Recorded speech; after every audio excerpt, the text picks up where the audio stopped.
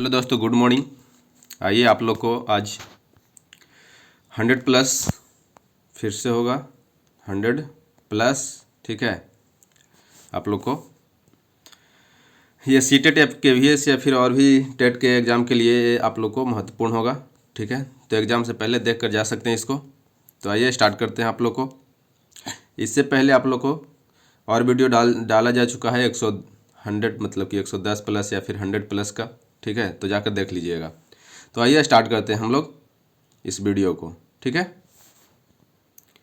तो देखिए, पहला क्वेश्चन है आप लोग का निम्नलिखित में से सृजनशीलता का प्रमुख तत्व क्या नहीं है, ठीक है। इसमें से बोल दिया कि क्या नहीं है। मौलिकता, अनुशासन, धारा प्रवाहिता, लचीलापन। तो इसको में से आंसर हो जाएगा आप लोग का अनुशासन। मौलिकता वो होता है जो कि रचना, मतलब कि कोई भी उपज जो होती है दिमाग का खुद ब खुद न्यू होती है, ठीक है, मतलब कि नया होता है, वही आप लोग का मौलिकता। मतलब कि अपना कोई भी जो थिंक होता है, सोच होती है, वो खुद का, मतलब कि और किसी ने नहीं किया हो, ठीक है, वो खुद का हो और किसी ने नहीं किया हो, वो मौलिकता के रूप में आता है। मौलिकता जो होता है रचनावाद से, मतलब कि रचनात्मकता से क्या होता है, एक दूसरे का पूरक है मौलिकता और सृजनशीलता जिसको बोल सकते हैं, ठीक है। तो ये तो हो जाएगा आप लोग का। देखिए, सृजनात्मकता क्या होता है, क्रिएटिविटी होता क्या है आखिर। तो क्रिएटिविटी एक मानसिक प्रक्रिया है। इसके द्वारा बालक अपूर्व या अनूठी नवीन चीज़ों का क्या करता है, नवीन चीज़ों का निर्माण करता है, ठीक है, नवीन चीज़ों का निर्माण करता है। सृजनात्मकता चिंतन कहें या फिर रचनात्मक बोल सकते हैं उसको, रचनात्मक बोल सकते हैं, या फिर आप सारे चिंतन बोल सकते हैं। क्या, आप सारे चिंतन, जिसको बोल सकते हैं आप लोग डाइवर्जेंट थिंकिंग, मतलब कि कई दिशाओं में सोचना, ठीक है। बहुत सारे सॉल्यूशन एक क्वेश्चन का, जिसको ओपन एंडेड क्वेश्चन भी बोल सकते हैं। तो ये होता है, तीनों एक ही प्रकार के हैं। शिक्षक को चाहिए कि बालकों में सृजनात्मकता चिंतन को क्या करना चाहिए, उन्नत बनाया, ठीक है। इसके लिए उन्हें कुछ उपाय या विधियों का प्रयोग करना चाहिए, जैसे गैर परंपरागत अध्यापन विधि होनी चाहिए, अभिव्यक्ति विधि या निबंध प्रतियोगिता या वाद विवाद से उसको क्या करना चाहिए, वाद विवाद वगैरह से मतलब कि सृजनात्मकता या फिर सृजनशीलता का विकास करवाना चाहिए बच्चे लोग में, ठीक है। तो यहाँ पे कौन सा तत्व प्रमुख तत्व नहीं है सॉरी, कौन सा प्रमुख तत्व नहीं है। तो आंसर होना चाहिए यहाँ पे अनुशासन या फिर धारा प्रवाहिता, ठीक है। तो ये दोनों में आप लोग का कन्फ्यूजन है। लचीलापन वो होता है जो मतलब कि फ्लेक्सिबल जिसको बोलते हैं, जिस तरह से स्प्रिंग जो होता है, अगर संप्रेस करते हैं इसको, ये दबाते हैं इसको, तो ये क्या होता है, दब तो जाता है, लेकिन क्या होता है, फिर से छोड़ देते हैं तो फिर से उसी स्थिति पर चला जाता है। तो लचीलापन तो होता है सृजनशीलता में। लेकिन आप लोग को अनुशासन और धारा प्रवाहिता में आइए, यहाँ पे दे रखा है अनुशासन, ठीक है। तो अनुशासन इसका आंसर हो जाएगा। नेक्स्ट आइए, जीन पियाजे के अनुसार संज्ञानात्मक बाल विकास की कितनी अवस्थाएं हैं। संज्ञानात्मक बाल विकास की 4 अवस्थाएं आप लोग को बताया जा चुका है ऑलरेडी। पहला जो था सेंसरी मोटर स्टेज, दूसरा था प्री ऑपरेशनल स्टेज, और तीसरा था आप लोग का ऑपरेशनल स्टेज, और चौथा था आप लोग का क्या, फॉर्मल स्टेज, इसको बोलते हैं संवेदी पेशीय अवस्था या फिर गामक अवस्था बोल सकते हैं। दूसरा को बोल सकते हैं पूर्व संक्रियात्मक अवस्था या फिर प्राक संक्रियात्मक अवस्था बोल सकते हैं, पूर्व या प्राक संक्रियात्मक अवस्था। तीसरा में बोल सकते हैं मूर्त संक्रियात्मक अवस्था, और चौथा में बोल सकते हैं अमूर्त संक्रियात्मक अवस्था या फिर औपचारिक संक्रियात्मक अवस्था। तो ये सब याद रखिएगा, जीन पियाजे का बहुत ही इंपॉर्टेंट है, 4 ठो है संज्ञानात्मक विकास के, ठीक है। नेक्स्ट आइए, शिक्षा मनुष्य में अंतर्निहित क्षमता का परिपूर्णता में विकास करता है। यह कथन किसका है। तो यह कथन आप लोग का हो जाएगा स्वामी विवेकानंद का कहना है, ठीक है। नेक्स्ट आइए, सीखने के प्रयास एवं भूल का सिद्धांत। प्रयत्न एवं भूल का सिद्धांत, इसको प्रतिपादक कौन किया था। तो आप लोग को बताया जा चुका है प्रयत्न एवं भूल का सिद्धांत कौन, थॉर्नडाइक के द्वारा किया गया था। कोहलर के द्वारा क्या किया गया था, कोहलर के द्वारा क्या किया गया था, सूझ या फिर बोल सकते हैं अंतर्दृष्टि का सिद्धांत। अंतर्दृष्टि का सिद्धांत दिया था किसने, कोहलर महोदय के द्वारा दिया गया था, जो कि एक बनमानुस पे किया गया था। सुल्तान नामक क्या था, बनमानुस था। तो ये सब याद रखिएगा, सुल्तान नामक बनमानुस पे कोहलर के द्वारा प्रयोग किया गया था। इसी को बोलते हैं सूझ एवं अंतर्दृष्टि का सिद्धांत, ठीक है। नेक्स्ट बोल सकते हैं पावलो का जो है पावलो का क्या बोल सकते हैं, ये पावलो का शास्त्रीय अनुबंधन सिद्धांत बोल सकते हैं, या फिर क्लासिकल शास्त्रीय अनुबंधन सिद्धांत बोल सकते हैं, शास्त्रीय अनुबंधन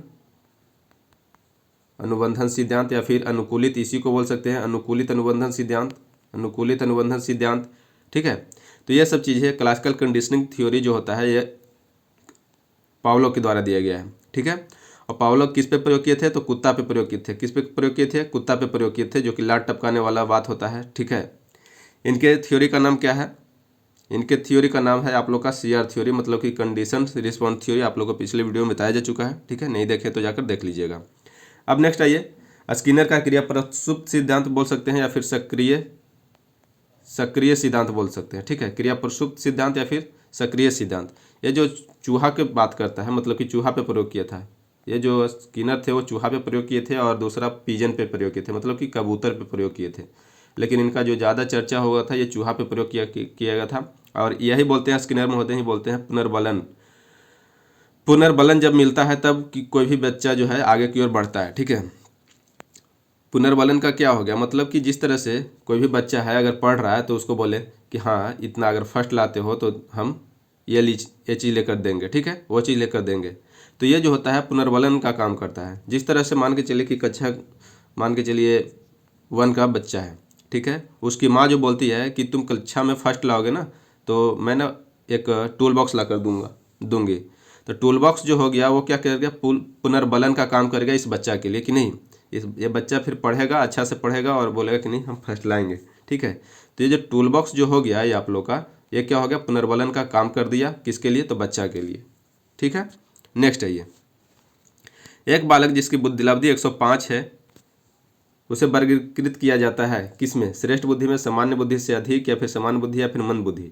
तो ये आप लोग का सामान्य बुद्धि होता है। सामान्य बुद्धि कहाँ से कहाँ तक होता है, तो 91 से लेकर 109 तक होता है, या फिर कहीं कहीं दे देता है 90 से 110 तक, ये समान बुद्धि में आता है। ठीक है, अगर बोल दिया जाए प्रतिभाशाली बच्चे, तो प्रतिभाशाली बच्चे का होता है 140 प्लस होता है, या फिर कहीं कहीं 120 प्लस रहता है। ठीक है, तो ये सब ध्यान में रखिएगा। 120 से ऊपर जैसे ही जाएगा तो प्रतिभाशाली बच्चे में आएंगे। अगर जड़ बुद्धि की बात करें तो जड़ बुद्धि में आप लोग का 71 या फिर 70 से नीचे मतलब कि आता है। इसको कहीं कहीं दिया रहता है कि 35 से कम होता है, 85 से कम होता है, वही जड़ बुद्धि में होता है। ठीक है, तो ये बहुत तरह की अवधारणाएं हैं, अलग अलग मनोवैज्ञानिक के रूप में अलग अलग ये बुद्धि लब्धि का कंसेप्ट दिया गया है। लेकिन सामान्य याद रखिएगा, ज़्यादातर आप लोग का प्रतिभाशाली आएगा और सामान्य बुद्धि आएगा। ठीक है, नेक्स्ट आइए, नेक्स्ट में कहता है कि बिग व हंट अनुसार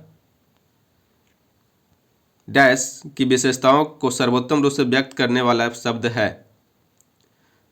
परिवर्तन। परिवर्तन शारीरिक, सामाजिक और मनोवैज्ञानिक होता है। विल्हम बुंट के अनुसार किशोरावस्था की विशेषताओं को सर्वोत्तम रूप से व्यक्त करने वाला परिवर्तन है। किशोरावस्था में क्या होता है कि बहुत सारे परिवर्तनें आती हैं। ठीक है, जैसे बच्चे में क्या होता है, दाढ़ी मूछें आ जाना। ठीक है, और बहुत सी चीज़ें।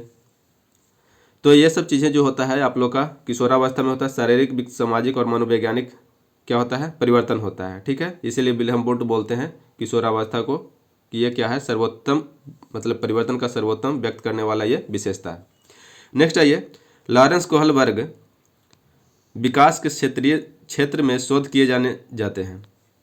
अब किसके लिए जाने जाते हैं, तो नैतिक विकास के क्षेत्र के लिए जाने जाते हैं कोहलबर्ग के द्वारा। ठीक है, संज्ञानात्मक विकास के रूप में कौन जाने जाते हैं, तो ये जीन पियाजे के द्वारा जाना जाता है। ठीक है, जीन पियाजे जाने जाते हैं।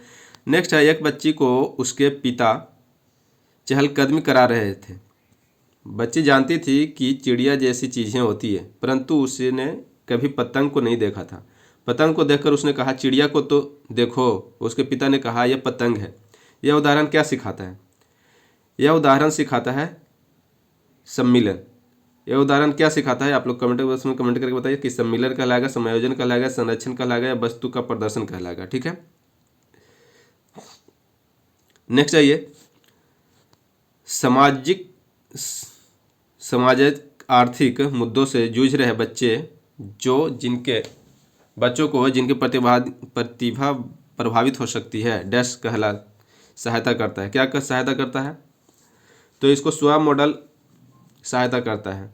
जो बच्चे मतलब कि सामाजिक और आर्थिक मुद्दे से क्या करते हैं, जूझते रहते हैं, ठीक है, जिनकी प्रतिभा प्रभावित हो सकती है स्व अधिगम मॉडल से, ठीक है। नेक्स्ट आइए, एक कक्षा में व्यक्तिक विभिन्नता के क्षेत्र को कहते हैं, क्या कहते हैं, व्यक्तिक विभिन्नता के क्षेत्र हो सकते हैं, सॉरी, एक कक्षा में व्यक्तिक विभिन्नता के क्षेत्र हो सकते हैं, रुचियों के, सीखने के, चरित्र के, या सभी।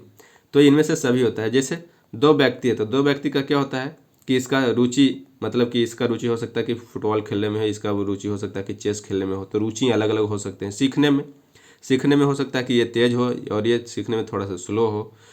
चरित्र की बात करें तो इसका कैरेक्टर जो है इसका थोड़ा सा अलग होगा, इसका थोड़ा सा अलग होगा। तो ये आप लोग का सभी हो जाएगा। कक्षा में व्यक्तिगत विभिन्नताएं जो होती है वो इस क्षेत्रों में हो सकती है। तो नेक्स्ट आइए, बुद्धि के द्विखंडन सिद्धांत के प्रतिपादन कौन किया था, तो ये आप लोग को बताया जा चुका है। द्विकारक सिद्धांत और आप लोग का त्रिकारक सिद्धांत। द्विकारक सिद्धांत और त्रिकारक सिद्धांत आप लोग को कौन दिए थे, तो स्पीयरमैन के द्वारा दिया गया था। ये सब याद रखिएगा, स्पीयरमैन के द्वारा दिया गया था, ठीक है। थर्स्टन के द्वारा क्या दिया गया था, तो ये समूह कारक सिद्धांत दिया गया था। ये ध्यान में रखिएगा, समूह कारक जो सिद्धांत दिया गया था किसके द्वारा किया गया था, समूह कारक सिद्धांत किसके द्वारा, तो थर्स्टन के द्वारा दिया गया था, ठीक है। जीन पियाजे का तो अभी सॉरी इसको में आ गया गिलफोर्ड, ठीक है। तो गिलफोर्ड के द्वारा क्या दिया गया था, तो त्रिआयामी ये दिए थे, त्रिआयामी, ठीक है। अगर त्रिकारक की बात करेगा तो स्पीयरमैन के साथ जाएंगे। त्रिआयामी की बात करेगा बुद्धि का सिद्धांत, तो गिलफोर्ड महोदय के द्वारा दिया गया था। बुद्धि की संरचना सिद्धांत यही दिए थे, बुद्धि की संरचना सिद्धांत, ठीक है, बुद्धि की संरचना सिद्धांत। तो ध्यान में रखिएगा गिलफोर्ड महोदय का क्या किए थे, ठीक है, त्रिआयामी या फिर बुद्धि की संरचना सिद्धांत बोल सकते हैं, ठीक है। नेक्स्ट आइए, आप लोग का सीखना व्यवहार में उत्तरोत्तर सामंजस्य की प्रक्रिया, यह कथन किसका है। सीखना व्यवहार में उत्तरोत्तर सामंजस्य की प्रक्रिया, यह कथन किसका है, तो स्किनर महोदय का कहना है, ठीक है। नेक्स्ट आइए, हार्वर्ड गार्डनर द्वारा निम्न में से एक को छोड़कर बाकी सभी बुद्धि के प्रकार बताए गए हैं। बाकी सभी बुद्धि के प्रकार बताए गए हैं। भाषा, सृजनात्मकता, अंतर्वैयक्तिक या फिर अंतःवैयक्तिक कौशल, क्या।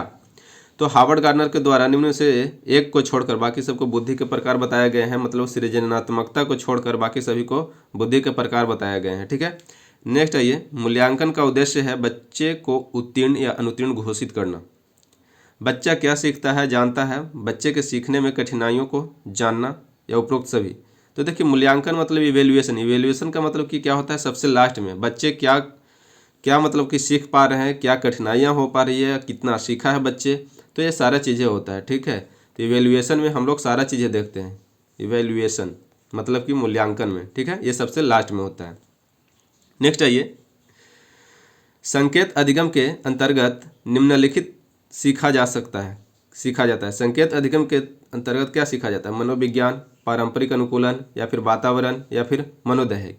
तो संकेत अधिगम के द्वारा पारंपरिक अनुकूलन सीखा जा सकता है। जीन पियाजे के अनुसार बच्चा अमूर्त स्तर पर चिंतन, बौद्धिक क्रियाएं और समस्या समाधान की किस अवस्था में करने लगता है। तो देखिए, ये जो लॉजिकल थिंकिंग होता है, लॉजिकल थिंकिंग, ये बौद्धिक क्रियाएं जो होती है, ठीक है, ये सब समस्या समाधान, ये सब किस मतलब की एज में किया रहता है। तो औपचारिक संक्रियात्मक अवस्था जिसको बोलते हैं फॉर्मल स्टेज, क्या बोलते हैं, फॉर्मल स्टेज बोला जाता है, फॉर्मल स्टेज, या फिर बोल सकते हैं इसको अमूर्त, क्या, अमूर्त संक्रियात्मक अवस्था। तो यहाँ पे हो जाएगा आप लोग का औपचारिक संक्रियात्मक अवस्था, जो कि 11 से 16 साल तक होता है। तो ये सब चीज़ें चारों याद रख लीजिएगा कि 0 से 2 वर्ष तक आप लोग का संवेदी पेशीय या फिर गामक अवस्था बोल सकते हैं, पूर्व 2 से 7 वर्ष तक, मूर्त 7 से 11, और फिर औपचारिक या फिर ये अमूर्त संक्रियात्मक अवस्था 11 से 16 साल तक। तो ये सब पूछ लेंगे, याद रखिएगा। नेक्स्ट है, ये कौन सा सीखना अस्थायी होता है, रटकर, सुनकर, समझकर, या फिर देखकर। तो क्या होता है, किसी भी चीज़ को अगर रट कर याद करते हैं तो यह अस्थायी नहीं होता है, कुछ दिन के बाद क्या होता है, भूल जाते हैं। सुनकर भी उसको भी क्या होता है, भूल ही जाता है लोग। हाँ, एक हो सकता है कि देख कर याद रख सकता है, एक समझ कर, लेकिन ज़्यादा जो चीज़ें अस्थायी होता है ये आप लोग का क्या होता है, किसी भी चीज़ को समझ कर अगर याद करते हैं या फिर सीखते हैं तो क्या होगा, आप लोग का ज़्यादा दिन तक अस्थायी होता है, ठीक है। ऐसे होना भी चाहिए, देख कर भी होना चाहिए, यहाँ पे दोनों ऑप्शन में ज़्यादा सटीक क्या लग रहा है, ऐसे समझ कर होगा। ठीक है, तो आप लोग का क्या हो जाएगा आंसर, आप लोग का समझ कर हो जाएगा। ठीक है, जैसे एग्जाम्पल देखिए, मान के चलिए कि कोई मैथ बना रहे हैं और मैथ बनाते वक्त क्या होता है कि बच्चा देख तो रहा है लेकिन समझ नहीं पा रहा है, तो क्या होगा, उसका अस्थाई सीखना कहाँ हो गया। तो ये इसका सही आंसर हो जाएगा आप लोग का समझ कर। ठीक है, ये अस्थाई सीखना होता है। नेक्स्ट आइए 18 कि एक 13 वर्षीय बालक बात बात में अपने बड़ों से क्या करता है, झगड़ा करने लगता है और हमेशा स्वयं को सही साबित करने के लिए कोशिश करता है। वह विकास की किस अवस्था में है, तो वह विकास की किशोरावस्था में है। ठीक है, नेक्स्ट आइए, निम्नलिखित में से क्या बच्चों के सृजनात्मकता के विकास में सहायक नहीं है। यहाँ पे ध्यान में रखिएगा कि क्या सहायक नहीं है। ठीक है, एग्जाम में वहाँ पे नहीं है, लास्ट में बोल देता है, इसीलिए बच्चे लोग कंफ्यूज कर जाते हैं। तो सृजनात्मकता अभी बताए थे सबसे पहला क्वेश्चन में ही। तो क्या नहीं है, भाषण जो है सृजनात्मकता के विकास में सहायक नहीं होता है, बाकी खेल, कहानी लेखन, निर्माण संबंधी क्रियाएं, ये सब चीज़ें होती है। ठीक है, नेक्स्ट आइए, सीखने का क्लासिकल कंडीशनिंग सिद्धांत अभी बताया आप लोग का, इवान पावलोव के द्वारा दिया गया है। इसी को बोलते हैं शास्त्रीय अनुबंधन सिद्धांत या फिर अनुकूलित अनुबंधन सिद्धांत बोलते हैं। स्किनर का जो था क्रिया प्रसुप्त अनुबंधन सिद्धांत था। फिर थॉर्नडाइक का था क्या, प्रयत्न एवं भूल का सिद्धांत, या फिर बोल सकते हैं भूल एवं त्रुटि एवं प्रयत्न, ऐसे करके बोल सकते हैं। कोहलबर्ग का नैतिक सिद्धांत था, क्या था, नैतिक सिद्धांत था। तो ये सब चीज़ें याद रखिए, बहुत ही इंपॉर्टेंट है। जन्म के समय लगी चोट या फिर भ्रूण क्षति की वजह से आई मानसिक मांद्यता कहलाती है क्या, जैविक मान्यता, पारिवारिक मान्यता, या फिर आकस्मिक मान्यता, या फिर चिकित्सक मान्यता। तो ये आप लोग का होता है, जन्म के समय जो चोट लगता है जिसके कारण भ्रूण को क्या होता है, क्षति पहुंचाता है, और उसके थ्रू क्या होता है, मानसिक मान्यता कहलाती है। तो ये आप लोग का जैविकीय मान्यता कहलाती है। ठीक है, नेक्स्ट आइए, निम्न में से कौन सा विशिष्ट अधिगम विकलांगता का उदाहरण है, मानसिक मांद्यता, डिसलेक्सिया, या फिर बोल सकते हैं अटेंशन डिफिसिट हाइपर डिसऑर्डर, या फिर बोल सकते हैं ऑटिज्म। तो देखिए आप लोग का कौन सा आंसर हो जाएगा, आप लोग का डिसलेक्सिया हो जाएगा। क्या मतलब कि इसको बोल सकते हैं अधिगम में अक्षमता, क्या बोल सकते हैं, अधिगम में अक्षमता। ठीक है, अधिगम में अक्षमता का मतलब क्या हो गया कि उसको में मतलब कि उसको किसी भी कार्य को करने के लिए अक्षम हो, मतलब सक्षम नहीं हो, अक्षम हो, वो नहीं कर पा रहा है। डिसलेक्सिया जो होता है किससे संबंधित है, तो पठन विकार से। क्या है, पठन विकार, मतलब कि पढ़ने में जिसको समस्या होती है उसको पठन विकार होता है। जैसे वाज को क्या पढ़ देता है, सौ पढ़ देता है, या फिर सा को वाज पढ़ देता है। तो इस तरह से आप लोग का डिसलेक्सिया होता है। अधिगम अक्षमता में आप लोग को वीडियो बनाया जा चुका है, जाकर देख सकते हैं। ऐसे बता देते हैं मेन कुछ एग्जाम्पल, कुछ अक्षमताएं जो होती हैं। जैसे डिस्ग्राफिया है, एक आ जाएगा डिस्ग्राफिया आ जाएगा। ठीक है, डिस्ग्राफिया आप लोग का आ जाएगा क्या, लिखने से संबंधित, लेखन से संबंधित आ जाएगा डिस्ग्राफिया। फिर आप लोग का बोल सकते हैं कि डिसकैलकुलिया, क्या, डिसकैलकुलिया। तो डिसकैलकुलिया जो होता है आप लोग का क्या होता है, गणना करने से, क्या होता है, गणना करने से समस्या, मतलब कि अधिगम समस्या होती है।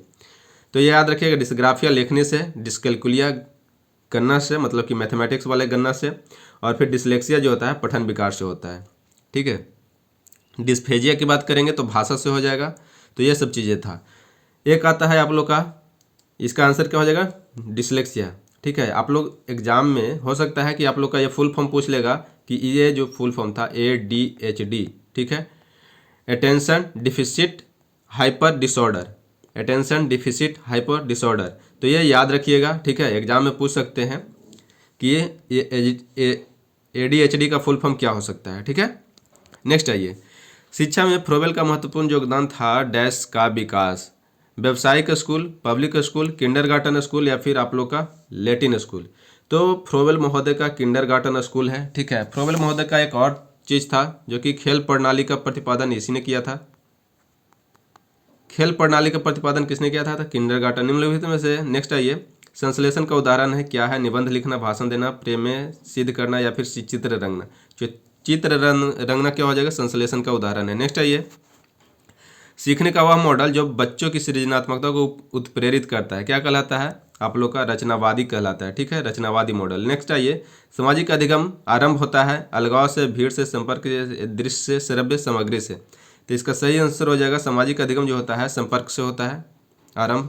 नेक्स्ट आइए, बालक के शरीर व शारीरिक व क्रियात्मक विकास की दिशा होती है सिर से पैर की ओर, या फिर सिर से पैर तथा शरीर के मध्य भाग की ओर, या फिर पैर से सिर की ओर, पैर से सिर तथा शरीर के बाहर से मध्य की ओर। तो बाहर से मध्य की ओर नहीं होता है कोई चीज़ें। पैर से सिर तथा क्या होता है शरीर के मध्य, यह भी नहीं होगा। तो सिर से पैर तथा शरीर के बाहर से मध्य नहीं होगा, बल्कि क्या होगा मध्य से क्या होता है मध्य से बाहर की ओर होता है। मतलब बोल सकते हैं कि एक होता है आप लोग का सिफेलोकॉर्डल, क्या होता है सिफेलोकॉर्डल होता है, सिफेलोकॉर्डल बोल सकते हैं। और सिफेलोकॉर्डल जो होता है सिर से पैर की ओर होता है, ठीक है, शारीरिक विकास की अवस्था मतलब विकास की दिशा। और एक होता है प्रॉक्सिमोडिस्टल, क्या होता है प्रॉक्सिमोडिस्टल। प्रॉक्सिमोडिस्टल जो होता है आप लोग का शरीर के मध्य भाग से क्या होता है शरीर के मध्य भाग से बाहर की ओर इसका विकास का दिशा होता है, ठीक है। तो ये याद रखिएगा, सिफेलोकॉर्डल सिर से पैर की ओर की अवस्था को बोलते हैं, मतलब कि बोल सकते हैं दिशा को। इसी को हिंदी में बोलते हैं शिरोध पदोन्मुखी, ठीक है। और प्रॉक्सिमोडिस्टल जो होता है समीपस्थ दूरस्थ क्षेत्र होता है, मतलब बोल सकते हैं कि मध्य भाग से बाहर की ओर, ठीक है। नेक्स्ट आइए, तो आइए श्रवण बाधित बालकों को पढ़ाने के लिए क्या प्रयुक्त की जाती है। तो क्या प्रयुक्त की जाती है, ब्रेल लिपि। ब्रेल लिपि तो अंधों के लिए होती है, क्या होती है ब्रेल लिपि अंधों के लिए होती है। सांकेतिक भाषा या फिर यंत्र या फिर ये सभी, ठीक है। ये सभी तो हो नहीं सकता है, यंत्र हो सकता है, लेकिन बच्चों को जो प्रयुक्त करवाई जाती है आप लोग का सांकेतिक भाषा करवाई जाती है, मतलब कि संकेत के रूप में, ठीक है। जो बच्चे श्रवण बाधित है, मतलब कि जिसको सुनने में क्या होता है कठिनाई होता है, सुनने में कठिनाई होता है, तो संकेत की भाषा से क्या होता है उसको प्रयुक्त करवाया जाता है पढ़ाने के लिए, ठीक है। नेक्स्ट आइए, बालक का विकास परिणाम है। ये तो आप लोगों को बताया जा चुका है, वंशानुक्रम तथा वातावरण की अंतः प्रक्रिया का, ये दोनों का मतलब कि विकास मतलब डेवलपमेंट। सिर्फ और सिर्फ शारीरिक वृद्धि नहीं, वृद्धि जो होता है आप लोग का सिर्फ और सिर्फ फिजिकल होता है, ठीक है। वृद्धि जो होता है सिर्फ और सिर्फ शारीरिक होता है। कि ये क्या हो गया, जिस तरह से एज बढ़ा, बच्चे से बड़ा हुआ, तो क्या होता है कि उसका शरीर की मतलब कि दुबला हुआ, पतला हुआ, लंबा हुआ, मोटा हुआ, इस तरह से इसका क्या है सिर्फ शारीरिक विकास का। लेकिन एक विकास जो डेवलपमेंट होता है ये इसको में होता है सामाजिक भी आ जाता है, मनोसामाजिक बोल सकते हैं, मन की जो संज्ञानात्मक रूप से उसका भी डेवलपमेंट हो पाता है, ठीक है। तो इसको जो होता है शरीर के साथ साथ इसको में सब चीज़ का विकास होता है, इसीलिए इसको विकास मतलब कि बोल सकते हैं कि डेवलपमेंट में सारी चीज़ें आ जाता है। तो बालक का विकास का परिणाम जो होता है वंशानुक्रम तथा वातावरण की अनुक्रिया, मतलब कि जो जिस वातावरण में बच्चे रह रहा है तो उस तरह से उसका सामाजिक वातावरण मिलेगा, तो उस तरह से उसका सामाजिक विकास होगा, ठीक है। मानसिक विकास भी हो जाएगा। तो जो सारी चीज़ें जो परिणाम चेंज होगी वो आप लोग का वंशानुक्रम और वातावरण के अंतःक्रिया के द्वारा यह विकास का परिणाम होगा, ठीक है, बालक का। नेक्स्ट आइए, परीक्षक के स्थान पर सतत और व्यापक मूल्यांकन गुणवत्ता मूलक शिक्षक के लिए अधिक उपयुक्त है, क्योंकि इसमें क्या होता है संज्ञानात्मक क्षेत्र का मूल्यांकन किया जाता है, बिल्कुल। सह संज्ञानात्मक क्षेत्र का भी मूल्यांकन किया जाता है, बिल्कुल। मूल्यांकन सतत एवं व्यापक क्षेत्रों में होता है, बिल्कुल सही बात है। तो इसका सही आंसर हो जाएगा ऑप्शन नंबर डी। नेक्स्ट आइए, जो बालक स्कूल के जीवन के मध्य में अपनी आयु स्तर की कक्षा से एक नीचे की कक्षा का कार्य करने में असमर्थ हो, वह है पिछड़ा बालक, मानसिक रूप से मंद बालक, या समस्यात्मक बालक, या फिर मादक द्रव्य सेवन करने वाला बालक। तो नहीं, मादक द्रव्य ये नहीं होगा, नशा थोड़े करेगा मादक द्रव्य। समस्यात्मक बालक आप लोग को बताया जा चुका है किसको बोलते हैं। तो यहाँ से जो आ जाएगा आप लोग का क्या आ जाएगा, जो बालक मतलब कक्षा जैसे 5 का है तो कक्षा 4 का मतलब कि नहीं बना पाता है, तो ये क्या आता है मानसिक रूप से मंद बालक कहलाता है, ठीक है। नेक्स्ट आइए, एक शिक्षक को स्कूल में प्रथम बार आए विशेष आवश्यकता वाले बच्चों के साथ करना चाहिए क्या। उसकी विशेष आवश्यकता के अनुसार विशेष स्कूल में जाने की सलाह। एक शिक्षक को स्कूल में प्रथम बार आए विशेष आवश्यकता वाले बच्चे के साथ क्या करना चाहिए, उसकी विशेष आवश्यकता के अनुसार विशेष स्कूल में जाने की सलाह देनी चाहिए, या फिर अन्य बच्चों से अलग करना चाहिए। ये तो बिल्कुल नहीं होना चाहिए, अन्य बच्चों से अलग ये भी नहीं होनी चाहिए। सलाह सिर्फ दे के थोड़े ना छोड़ेंगे। बच्चे के अभिभावक से सहयोगी योजना की चर्चा करेंगे, या फिर बच्चे की विशेष आवश्यकता के स्तर की जांच के लिए प्रवेश परीक्षा नहीं लेंगे, बल्कि क्या करेंगे, यहाँ पे सटीक आंसर हो जाएगा बच्चे के अभिभावक से सहयोगी योजना की चर्चा करेंगे, ठीक है, कि उस बच्चे के मतलब कि और क्या क्या चीज़ें प्रॉब्लम है और मतलब कि कैसे इसको पढ़ाया जा सकता है। ये सब डिस्कशन मतलब कि कर सकते हैं अभिभावक से, उसको सहयोग से कि ये ऐसे करिएगा, थोड़ा सा सहयोग दीजिएगा तो इस तरह से होगा उसका। नेक्स्ट आइए, शैक्षिक भ्रमण के अधिगम के लिए आवश्यक साधन क्यों? शैक्षिक भ्रमण अधिगम के लिए आवश्यक साधन क्यों है? यह रटने की आदत का विकास करता है। बिल्कुल गलत बात है, रट्टा नहीं मारा जा सकता है। पाठ्यचर्या समय पर पूर्ण होती है। ये कोई जरूरी नहीं है कि पाठ्यचर्या समय पर पूर्ण होगी। यह कल्पना शक्ति का विकास कर सकता है, ठीक है, हो सकता है। भ्रमण के स्थान से प्राप्त ज्ञान अस्थायी होता है। जो सबसे ज़्यादा सटीक आंसर हो जाएगा ऑप्शन नंबर डी सही हो जाएगा, ठीक है। क्या होगा? भ्रमण के स्थान पर जैसे गए तो वहाँ पे देख कर सीखा समझा, ठीक है, तो ये अस्थायी ज्ञान होता है। तो इसका सही आंसर होगा option number D.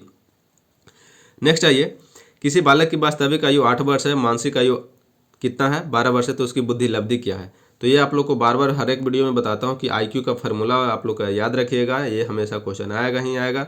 IQ equal to होता है MA/CA इंटू 100 होता है। IQ जो होता है इंटेलिजेंस कोशेंट होता है, I से इंटेलिजेंस, Q से कोशेंट होता है, M से आप लोग का यहाँ पे MA का मतलब कि मेंटल एज होता है, ठीक है, मानसिक आयु जिसको बोल सकते हैं। और ये जो CA हो जाता है क्रोनोलॉजिकल एज होता है, जो कि वास्तविक आयु बोला जाता है, ठीक है, और इंटू 100 होता है।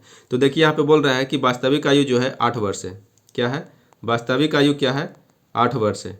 MA/CA इंटू 100 करेंगे तो वास्तविक आयु 8 वर्ष, मानसिक आयु 12 वर्ष। तो मानसिक आयु ऊपर में है तो 12 लिख देंगे और क्या हो जाएगा? वास्तविक आयु जो हो जाएगा 8 वर्ष हो जाएगा, इंटू में कर लेंगे 100 कर लेंगे, ठीक है। तो कितना हो जाएगा?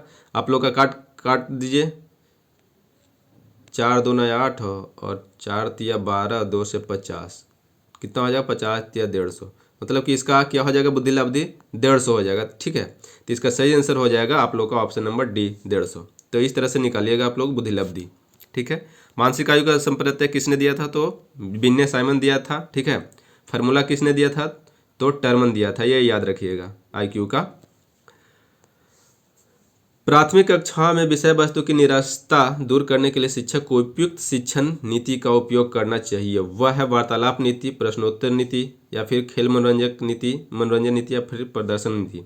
तो इसका सही आंसर हो जाएगा प्राथमिक कक्षा में विषय वस्तु की निरसता दूर करने के लिए शिक्षक को उपयुक्त शिक्षण की प्रयोग करना चाहिए। तो क्या करना चाहिए? खेल और मनोरंजन विधि का मतलब कि नीति का उपयोग करना चाहिए, ताकि बच्चे में मतलब कि वो उत्सुकता बना रहे, ठीक है। नेक्स्ट आइए, क्रियात्मक अनुसंधान का प्रमुख कार्य क्या है? नए तथ्यों की खोज करना, क्रियात्मक, ठीक है, एक्शन, स्थानीय समस्याओं का समाधान करना, ज्ञान देना, या फिर नई व आधारभूत समस्याओं का समाधान करना।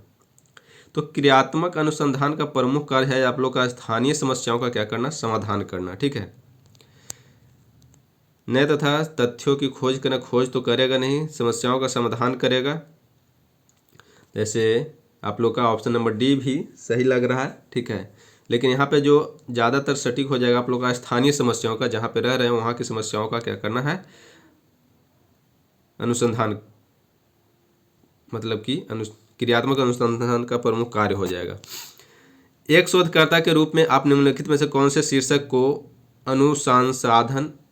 अनुसंधान प्रस्ताव में सम्मिलित नहीं करेंगे? यहाँ देखिए फिर से दे दिया है नहीं करेंगे, ठीक है। तो अनुसंधान समस्या का पृष्ठभूमि है, अनुसंधान उपकरण, अनुसंधान के उपकरण, या फिर अनुसंधान के लिए मूल विस्तृत व्याख्या। तो यही हो जाएगा आप लोगों का ऑप्शन नंबर सी। नेक्स्ट आइए, संवेगात्मक रूप से अभिप्रेत बच्चों की मुख्य विशेषता है। क्या है? उनकी अति प्रक्रियात्मक स्वभाव, उनका अंतर्मुखी स्वभाव, या फिर अपने विचार प्रकट करने की संतुलित तरीका, या फिर उनका विषादग्रस्त व्यवहार। तो संवेगात्मक रूप से अभिप्रेत बच्चों के लिए उनका क्या होता है? अति प्रक्रियात्मक स्वभाव होता है, मुख्य विशेषता है, ठीक है। नेक्स्ट आइए, निम्नलिखित रिक्त स्थान के लिए सही उत्तर का चयन कीजिए। संज्ञानात्मक एवं मनोप्रेरण, ज्ञानात्मक, भावात्मक और शारीरिक क्षमता। तो रिक्त स्थान तो यहाँ तक दिया नहीं है, तो ये क्वेश्चन ही थोड़ा सा लग रहा है, ठीक है, इसको छोड़िए। नेक्स्ट बढ़िए, निम्नलिखित में से कौन सा चिंतन अनुसंधान से संबंधित है? परंपरागत चिंतन, विकेंद्रित चिंतन, या फिर वैज्ञानिक चिंतन, या फिर ये सभी। तो देखिए अनुसंधान मतलब चिंतन अनुसंधान से संबंधित है, क्या हो जाएगा? ये आप लोग का सब भी हो जाएगा, परंपरागत भी होगा, विकेंद्रित भी होगा, फिर आप लोग का आ जाएगा वैज्ञानिक चिंतन भी हो जाएगा। नेक्स्ट आइए, तर्क, जिज्ञासा, निरीक्षण शक्ति का विकास होता है किस आयु में? तो 11 वर्ष की आयु में क्या होता है? ये स्टार्ट हो जाता है, ठीक है। नेक्स्ट आइए, किसने कहा व्यक्ति का दूसरे व्यक्ति से अंतर एक सार्वभौमिक घटना जान पड़ती है। एक व्यक्ति का दूसरे व्यक्ति से अंतर एक सार्वभौमिक घटना जान पड़ती है, किसने कहा था? तो taller, Skinner, crow and crow, Woodworth. तो ये टॉलर महोदय का कहना था। ठीक है, किसके द्वारा कहा गया था? तो ये टॉलर महोदय का कहना था। सीखने का खेल विधि उपयोगी है बाल्यावस्था हेतु, पूर्व बाल्यावस्था हेतु, या फिर युवावस्था हेतु, या फिर बोल सकते परिपक्वतावस्था हेतु। तो ये बाल्यावस्था हेतु आप लोग का सीखने का खेल विधि का कौन था जन्मदाता? आप लोग का भी बताए थे, फ्रोबेल महोदय के द्वारा दिया गया था। नेक्स्ट आइए, निम्न में से कौन सी मूल्यांकन की प्रविधि है? मूल्यांकन की प्रविधि इसमें से सभी लग रहा है। प्रश्नावली भी करके हो सकता है, साक्षात्कार हो सकता है, मत सूची, या फिर ये सभी ब्लूम डोमेन्स ऑफ लर्निंग, मनोप्रेरणा, संज्ञानात्मक। ठीक है, तो देखिए ये तीनों लग रहा है, ये आप लोग को पता नहीं चल रहा है कि ब्लूम डेमोन्स, तो यह क्या हो जाएगा? तीनों हो रहा है, इसका मतलब कि ये नेक्स्ट तो ऑटोमेटिक मतलब कि बोल सकते हैं वहाँ पे, अगर मारा ऑप्शन अगर मारना रहे तो ये आप लोग को बहुमत जिसका ज़्यादा हो जाएगा वो आप लोग का हो जाएगा। तो इसका सही आंसर हो जाएगा ऑप्शन नंबर डी। क्या? निम्नलिखित में से कौन सी मूल्यांकन की प्रविधि है? सॉरी, यहाँ पे वैसा नहीं है, क्वेश्चन मैं उल्टा समझ लिया था। कौन सी मूल्यांकन की प्रविधि है? ठीक है, तो मूल्यांकन कैसे किए सकते हैं? तो सही तो बोले, ये सभी क्या हो जाएगा? ठीक है, ये सब हो जाएगा, ए बी सी और D, Bloom domains of the learning, मनोप्रेरण, संज्ञानात्मक, ये भी हो जाएगा। ठीक है, नेक्स्ट आइए, एक शिक्षक खाद्य व सब्जियों, फलों के चित्र का उपयोग कर अपने विद्यार्थियों के साथ चर्चा करता है। विद्यार्थी अपने अनुभव से जोड़कर पोषण के तथ्यों को सीखते हैं। इस दृष्टिकोण का आधार क्या है? सीखने का क्लासिकल अवस्था है, या फिर सीखने का पुनर्वलन अवस्था, या सीखने का क्रिया प्रसुप्त अनुकूलन, या फिर ज्ञान का निर्माण है। जैसे एक शिक्षक खाद्य सब्जियों या फलों के चित्र का उपयोग करके अपने विद्यार्थियों के साथ चर्चा करता है। विद्यार्थी अपने अनुभव को जोड़कर पोषण के तथ्यों को सीखता है। इस दृष्टिकोण का आधार क्या है? ठीक है, तो क्या करता है, जैसे सीखने का क्लासिकल अवस्था, जो क्लासिकल कंडीशनिंग थ्योरी किसका द्वारा था? पावलो के द्वारा। पुनर्वलन का जो सिद्धांत था स्किनर के द्वारा जो था चूहे पर किया गया था। ठीक है, सीखने का क्रिया प्रसुप्त सिद्धांत थॉर्नडाइक के द्वारा, जो थॉर्नडाइक का क्रिया प्रयत्न भूल का था, ये आप लोग का स्किनर के द्वारा था। तो यह क्या करेगा? ज्ञान का निर्माण करेगा। ठीक है, नेक्स्ट आइए, जीन पियाजे के विकास की अवस्थाओं में संवेदी गामक अवस्था समायोजित करता है क्या? अनुकरण, स्मृति, मानसिक प्रस्तुतिकरण। तो सही है, इसको मैं तर्क तो देगा नहीं, सामाजिक मुद्दे पर होगा नहीं, क्योंकि ये होता है 0 से 2 वर्ष तक, और 2 वर्ष तक के बच्चा क्या होता है, सामाजिक मुद्दों पर सरोकार करने, मतलब कि कोई तर्क भी नहीं दे सकता है, और विकल्पों की व्याख्या विश्लेषण तो बिल्कुल नहीं कर सकता है। ठीक है, तो क्या करेगा? अनुकरण करेगा, किसी को देखेगा, स्मृति और मानसिक प्रस्तुतिकरण देगा। ठीक है, तो इसका सही आंसर हो जाएगा ऑप्शन नंबर ये। नेक्स्ट आइए, शैशवावस्था होती है 5 वर्ष तक, 12 वर्ष तक, इनमें से कोई नहीं। तो शैशवावस्था बोल सकते हैं कि इनमें ये जो है 5 वर्ष तक बोला जा सकता है, इसको में से और तो कोई है नहीं। ठीक है, नेक्स्ट आइए, निम्नलिखित में से कौन सा कथन असत्य है?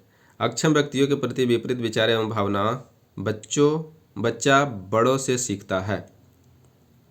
बिल्कुल सही बात है, यहाँ पे बोल दिया कि कौन सा असत्य है।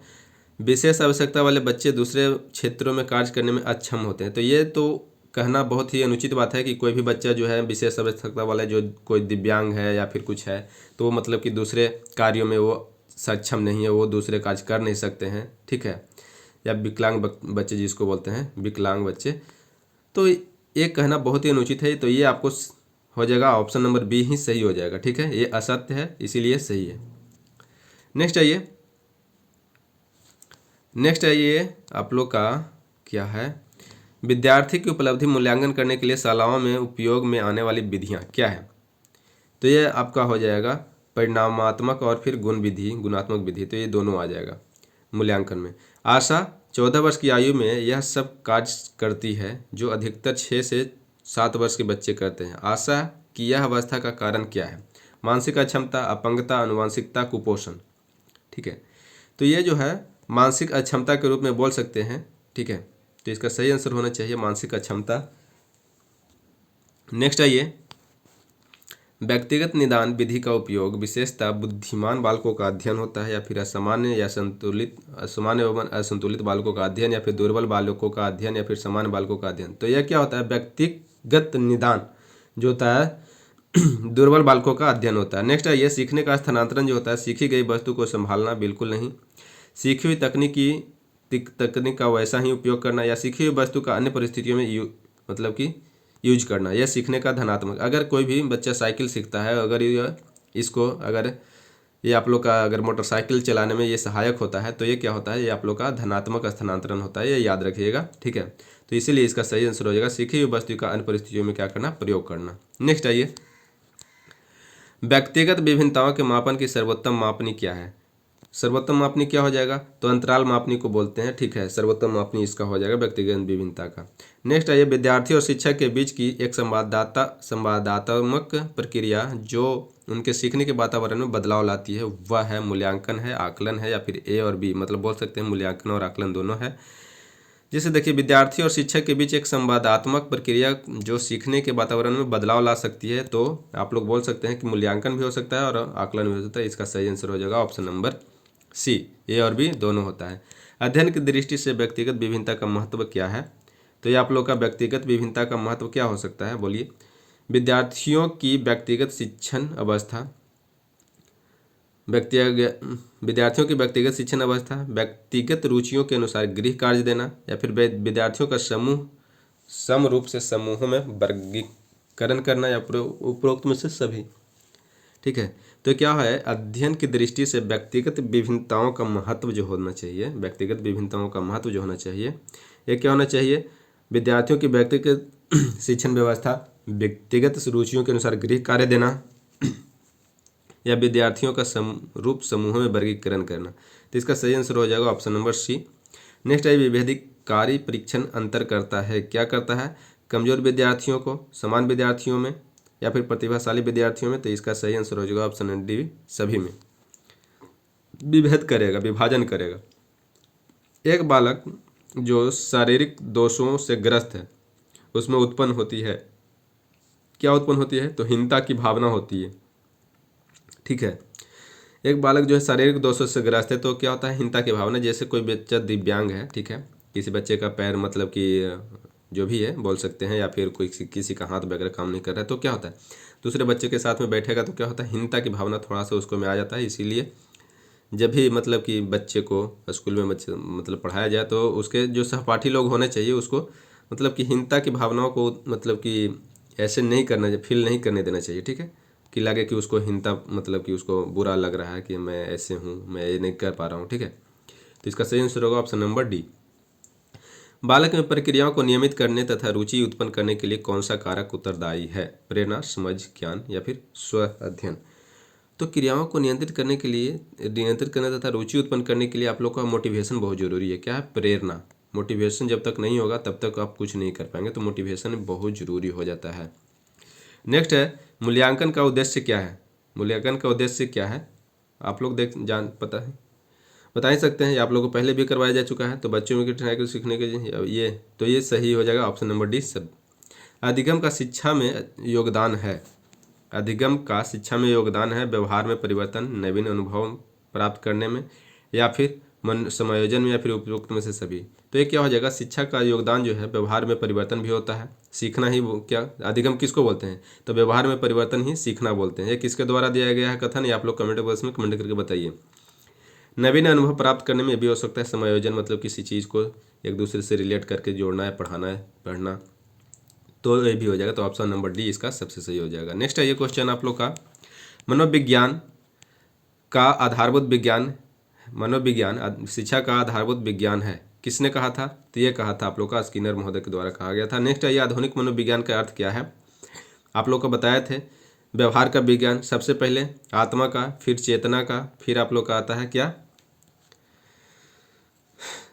नेक्स्ट बताइए आप लोग को, मतलब कि एक क्रम में बताइए आप लोग को कि आत्मा का ये जो मनोविज्ञान जो है आधुनिक रूप से तो बता दिए कि व्यवहार का विज्ञान का अध्ययन इसको बोलते हैं, लेकिन आप लोग क्रम वाइज बताइए कि सबसे पहले किसका था, फिर किसका। ये 4 ठो आ जाएगा, जो कि जिसको मैं 1 ठो बता दिया और पहला बता दिया, ठीक है। बीच में क्या क्या आएगा आप लोग बता दीजिए, ठीक है। नेक्स्ट आइए, हिंदी अक्षरों को बालक किस आयु में पहचानने लगते हैं? ये आप लोग का 5 वर्ष की आयु में हिंदी अक्षरों को पहचानना स्टार्ट कर देते हैं, तो ये आप लोग का ये आंसर हो जाएगा। नेक्स्ट है ये बुद्धि लब्धि। इसको में तो ऐसे है, हिंदी अक्षरों को बालक किस आयु में पहचानने लगते हैं, तो ये कोई जैसे इसको में तो कन्फ्यूजन वाली बात दे दिया है कि 3 वर्ष की आयु में, 4 वर्ष की आयु में, 5 वर्ष की आयु में। ठीक है, तो ये कहा नहीं जा सकता है इसमें हिंदी अक्षरों को बालक किस आयु में पहचानने लगते हैं, तो आजकल पहले भी पहचानना स्टार्ट कर देते हैं। तो ये क्वेश्चन को हटाइए। बुद्धि लब्धि मापन के जन्मदाता कौन है? तो बुद्धि लब्धि मापन के जन्मदाता जो है कौन थे? अब देखिए आईक्यू का जो फार्मूला दिया था, संप्रत्यय दिया था, किसने दिया था? तो टर्मन के द्वारा दिया गया था। ठीक है,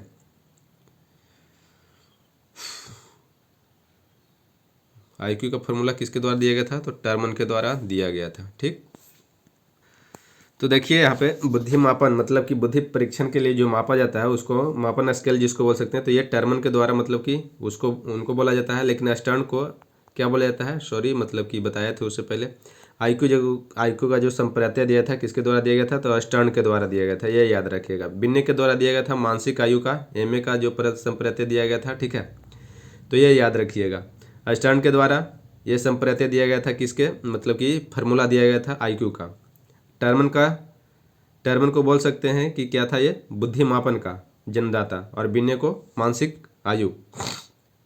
नेक्स्ट है ये डिसलेक्सिया क्या है? पढ़ने की अक्षमता, अभी बताया। लिखने की अक्षमता को डिस्ग्राफिया बोलते हैं। ठीक है, नेक्स्ट है ये प्रमापीकृत परीक्षण क्यों कराए जाते हैं?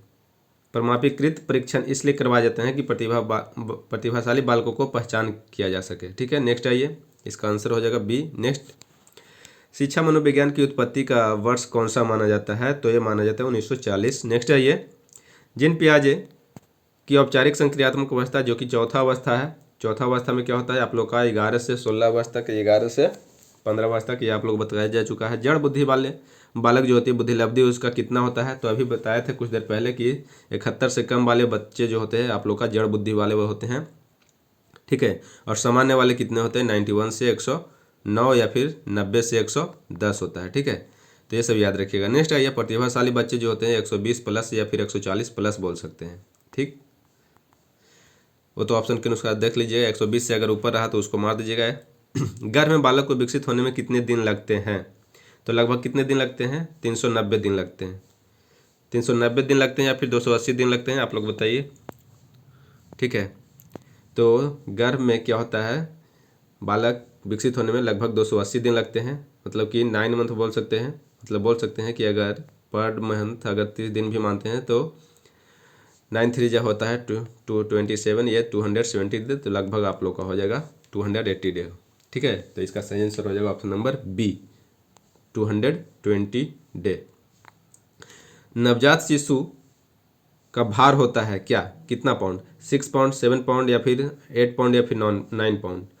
तो ये आप लोग को नवजात शिशु का कितना पाउंड होता है ये कहने जैसे, मतलब कि 6 पाउंड भी कहीं कहीं दे देता है, कहीं आप लोग का 7 पाउंड भी हो सकता है बच्चे का। अब शिशु का भार अब हो गया नवजात शिशु का भार, ये तो उसके ऊपर डिपेंड करता है कि वो बच्चे कितना स्वस्थ है और कितना क्या है। ठीक है, तो इसको क्वेश्चन को इसीलिए स्टार्ट कर दिया है। बुद्धि के बहुकारक सिद्धांत के प्रतिपादक कौन है? तो बुद्धि के बहुकारक सिद्धांत के प्रतिपादक, बहुतत्व या फिर बहुकारक सिद्धांत के प्रतिपादक थॉर्नडाइक थे। ठीक है, नेक्स्ट आइए मैकडूगल का आता है आपको, किसका? मैकडूगल का मूल प्रवृत्ति का सिद्धांत मैकडूगल के द्वारा दिया गया था, तो ये याद रखिएगा। एनसीटी का पूर्ण रूप क्या है? जो आप लोग का बीएड मतलब पास किए हैं तो ये किसके थ्रू पास किए हैं? तो एनसीटी का पूरा ऑल इंडिया में जिसको बोल सकते हैं। तो इसका सही आंसर क्या हो जाएगा? National Council of Teacher education, national Council of Teacher education. Next आइए आप लोग का, तो इसका सही आंसर क्या हो जाएगा? National Council of Teacher Education, option number C सही हो जाएगा। ठीक है, भारतीय संविधान के अनुच्छेद 41 व 46 के किसके कल्याण से संबंधित है? तो इसका सही आंसर हो जाएगा आप लोग का आर्थिक रूप से पिछड़े व्यक्तियों से। ठीक है, नेक्स्ट क्वेश्चन है ये आप लोग उपनयन संस्कार किस शिक्षा काल में दिया जाता था? तो उपनयन संस्कार जो था आप लोग का वैदिक काल में दिया जाता था, ये आप लोग को पढ़ा देंगे, मतलब कि बता देंगे। ठीक है, वीडियो डाल देंगे। मुस्लिम कालीन शिक्षा, बौद्ध कालीन शिक्षा और वैदिक कालीन शिक्षा आप लोग को वीडियो बनाकर दे देंगे। ठीक है, आप लोग देख लीजिएगा।